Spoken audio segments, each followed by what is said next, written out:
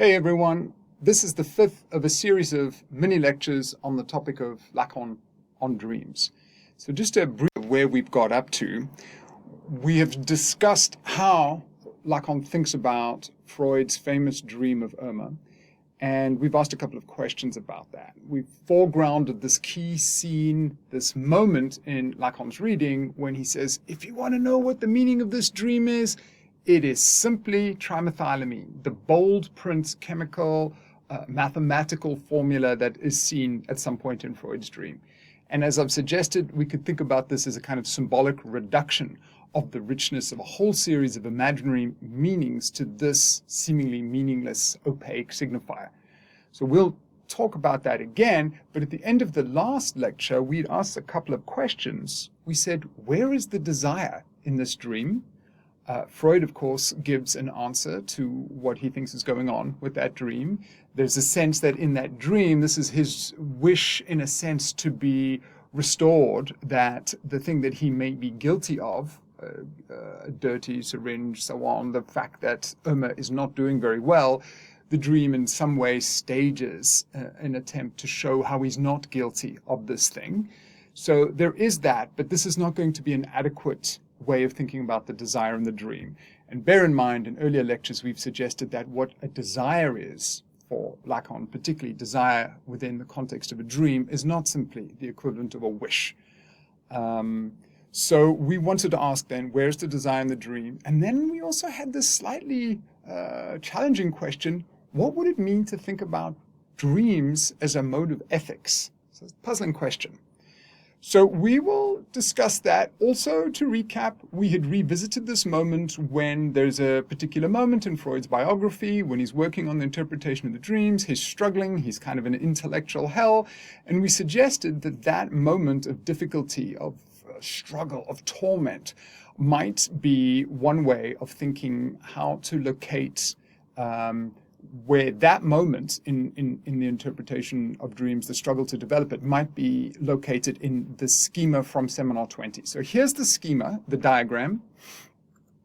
And you'll remember that right in the middle of this diagram, we have this kind of sinkhole of jouissance, this abyss of enjoyment. It's been called various different things. And we wondered whether at some level that, Freud's struggle was a kind of him falling into this lake of jouissance, which we see right in the middle of the diagram. Towards the end of the last lecture, I'd suggested maybe not, because what we then hear when Lacan speaks about it is this imaginarization, the figure of Lucifer. And we suggested that the figure of Lucifer is a kind of imaginarization of the real. An imaginary figure, maybe a slightly larger than life figure, but nevertheless a kind of image, a kind of fictitious or mythological persona who kind of pervades this situation and thus represents an imaginarization of the real. And of course, if you look at the diagram, the schema on the screen, you'll see that the trajectory from real to imaginary is suggestive in this respect, and maybe we could think of Lucifer as occupying the midpoint of this trajectory. I'd suggested that was better than just imagining Lucifer simply as being epitomized by the lake of jouissance, that rather we should think about how to situate something of this experience on that trajectory from real to imaginary. So we'll build a little bit on that. And let's now move on to say, we've already suggested that in Lacan's famous reading of Irma, we have more than one culmination point in the dream. You could say that the first culmination point, at least in Lacan's reading, is something about the symbolic reduction moment when we have this puzzling reduction where we are presented, or Freud is presented, with trimethylamine, this chemical formula. But of course, there is another one, and this is another culmination, which is maybe the more memorable scene in the dream that people remember so often and speak about so often, and that is the moment in the dream where Freud looks into Irma's mouth and sees this terrifying apparition. So let me briefly read that. We can stop looking at the diagram for a second, just so I can focus your attentions on this very interesting text. So this is often cited as the exemplification of the Lacanian notion of the real, certainly in early Lacan. Lacan speaks about an apparition of the terrifying anxiety-provoking image to this real Medusa's head, to the revelation of this something which, properly speaking, is unnameable.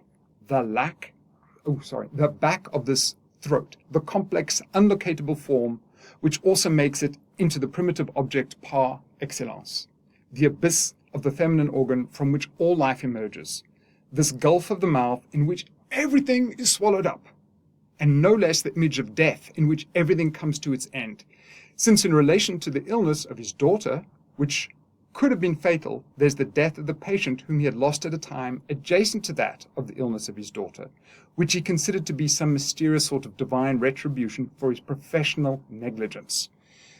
That's on page 164 of Seminar 2, and it's a really rich passage because it's not simply slipping into the gulf of the real or something of that sort. I mean, it certainly has that quality. We hear about primitive object, formlessness, unlocatable form, all of those things. But you see it has real correlates to significant historical events and fears and really traumatic coordinates within Freud's own life. But let's just finish that passage. Lacan goes on to say, hence there's an anxiety-provoking apparition of an image which summarizes what we can call the revelation of that which is least penetrable in the real, of the real lacking any possible mediation, of the ultimate real, of the essential object which isn't an object any longer, but this something faced with which all words cease and all categories fail, the object of anxiety par excellence. Now, aside from the almost poetic quality of this language, we have a lot going on. We've got this notion of an ultimate real, an essential object, lacking any possible mediation. You could say that this is an object of jouissance, some kind of drive object, which escapes domestication by language. All of that seems true, but pay attention also to the beginning. Hence, there's an anxiety-provoking apparition of an image, which summarizes. So, you get where I'm going with this. Not only do we have the real, but we also have something of, there's still some elements of the imaginary.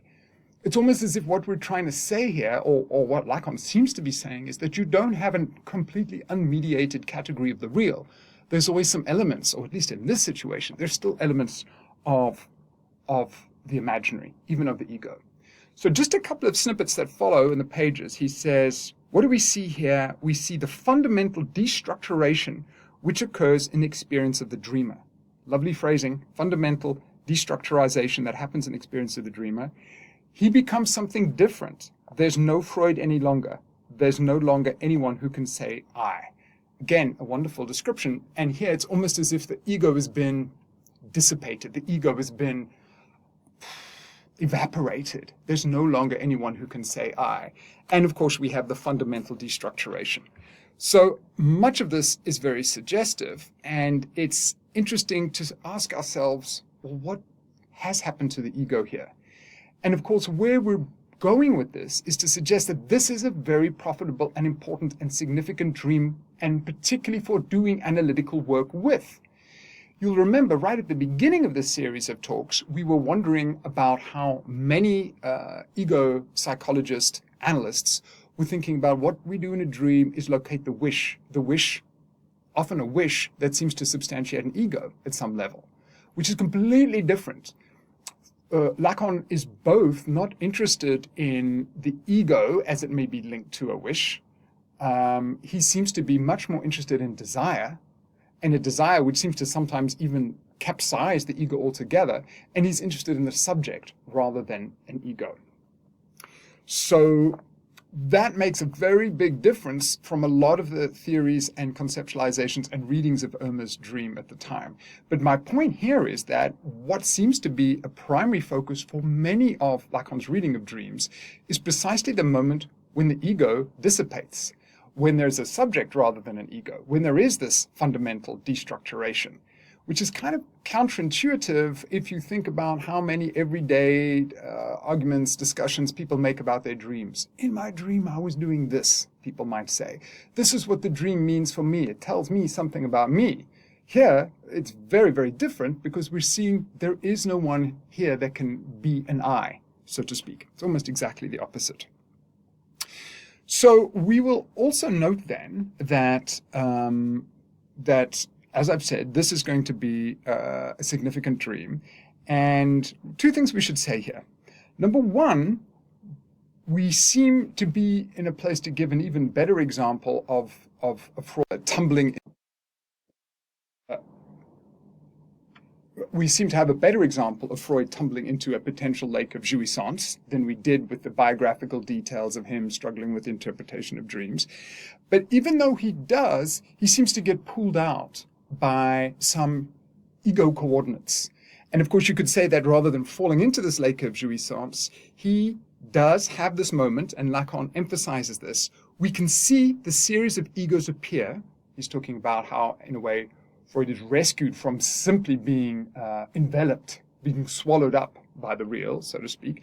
We could see the series of egos appear because the ego is made up of a set of identifications which represent an essential landmark for the subject. And so this, I guess, is a reference to the three men in the dream, the three alter egos, you might say, that at a crucial point seem to, as it were, despite the imaginary destructuration that Freud is going, despite the fact that Freud is confronted with the real in a pretty relatively unmediated manner, we do have some imaginary coordinates still holding things in place. So here's a nice quote from Lacan going on to page 167, which will hopefully make that point. He says, to the extent that a dream may get to the point of entering the order of anxiety, that sounds like it's exactly what we're dealing with. To the extent that a dream may get to the point of entering the order of anxiety, and that's a drawing nigh of the ultimate real is experienced, we find ourselves present at the imaginary decomposition. If the picture of the relationship to the world is not made unreal, it is because it contains elements representing the diversified images of his ego. And these are so many points of anchorage, of stabilization, of inertia. It's kind of curious because when Lacan is talking about the people who've offered versions of this, readings of the Irma dream, he talks about Erik Erikson's reading of the dream. And, he's obviously going to differ from Erikson, but he does say that Erikson got one thing right. And one of the things he thinks Erikson got right is Erikson comments on the fact that how come Freud doesn't wake up? I mean, what we've just encountered is a very anxiety-provoking experience of kind of being immersed in the real, but he doesn't wake up. Lacan says, well, he's a tough customer, but it sounds like in terms of our schematization, what happens is that just about to kind of be enveloped in the lake of jouissance, be submersed in the real, there's something that manages to pull him out.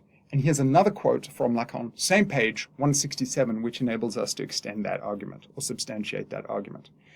At the moment when something of the real, something at its most unfathomable is attained, the second part of the dream of Irma's injection highlights these fundamental components of the perceptual world constituting the narcissistic relationship. That is, the coordinates of the imaginary structuration of the ego. So again, a lot to be said about this. There was an imaginary destructuration that nearly happened to me. There's a lot of things to be said about this. One little footnote we could add is this sounds like an interesting way of thinking about Lacan's critique of the notion of regression. Lacan doesn't think that regression is this kind of basic temporal regression. Rather, regression to a previous stage of development, something like that. Rather, regression should be accounted for in terms of the predominance of one of the three registers. And it sounds a little bit like through this imaginary destructuration, it sounds like there's a regression of sorts that happens there in Lacanian terms within the registers, even if ultimately Freud does manage to, as it were, through some remaining identificatory imaginary elements, pull himself out of that. So let's make one or two more points before finishing this lecture. And I noted it already, but let's say again, Lacan refers to other dreams in the history of psychoanalysis where we have the equivalent of the revelation of the Medusa's head. So the clinicians amongst us might be saying, well, when I'm listening to dreams, do we get any that have something that sounds like this? The equivalent of, in Lacanian's rather dramatic, mythologically rich Freudian terms, do we find the equivalent of the revelation of the Medusa's head? We've already mentioned that, but there seems to be something of the same sort in the gazing wolves of the Wolfman's famous dream.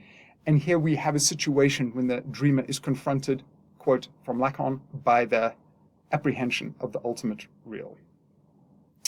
Let me then finish off with one further Lacan quote, and then when we return, we will make much more reference to the schema of Jouissant schema from Seminar 20, and then we'll also try to highlight, foreground, what you could say is the kind of virtuoso final reading that Lacan gives of Freud's dream, which will also give us something of an answer to where's the desire in the dream and what that desire might be. So here's another quote from Lacan. He says, this is on page 178 of Seminar 2. He says, under certain circumstances, this imaginary relation itself reaches its own limit, and the ego fades away, dissipates, becomes disorganized, dissolves. Isn't that an interesting thing? It seems that clinically, those are kind of useful dreams. They may be highly anxiety-provoking. I mean, how can they not when one's ego dissipates, dissolves, becomes disorganized? But these are presumably the dreams where one's desire, unconscious desire, most comes to the fore, precisely because the ego is dissipating. Back to the quote. The subject is precipitated into a confrontation with something which, under no circumstances, can be confused with everyday experiences of perception, something which we would call an id, and which we will simply call, so as not to lead to confusion, a quad, or what is it? And he goes on to say, this ultimate quad is the experience of the unconscious subject as such. In other words, you could say what the most useful dreams, or some of the most useful dreams, I wouldn't want to say these are the only ones, or the maybe even only the most significant, but they're certainly pretty useful psychoanalytically if the particular person one is working with is one who's neurotic and for whom their desire is repressed, because here we get something of the subject's becoming aware of the full realized, and I mean that in the Lacanian sense, realized dimension of id coming to the fore in such a way that we see egoic formations both fading into the background, dissolving, and then hopefully being restituted in enough way that the dreamer manages to persist, to hang in there, to carry on dreaming this dream rather than simply being woken up. So let's stop there.